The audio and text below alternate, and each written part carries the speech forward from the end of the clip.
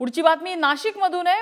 महायुतीच्या गोटातनं लोकसभेच्या जागा वाटपावरून महायुतीमधला वाद चव्हाट्यावर आलाय। नाशिकमध्ये खासदार श्रीकांत शिंदे यांनी लोकसभेसाठी हेमंत गोडसेंची उमेदवारी जाहीर करून टाकली। महायुतीतनं हेमंत गोडसे यांचं नाव जाहीर झालं असलं तरी भाजपने गोडसेंच्या नावाला विरोध केलाय। महायुतीतल्या कुणालाही विचारात न घेता गोडसेंच्या नावाची घोषणा केल्याचा आरोप भाजपने केलाय। नाशिकची जागा भाजपला मिळावी अशी मागणी स्थानिक आमदारांनी केलेली आहे। दुसरीकडे गोडसेंच्या उमेदवारीला राष्ट्रवादीने सुद्धा विरोध केलाय।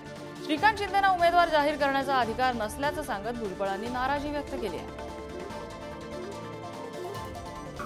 नाही, भाजपकडून विरोध होणं स्वाभाविक आहे ना, पण श्रीकांत शिंदेंना तो अधिकारच नाही ना तो जाहीर करण्याचा।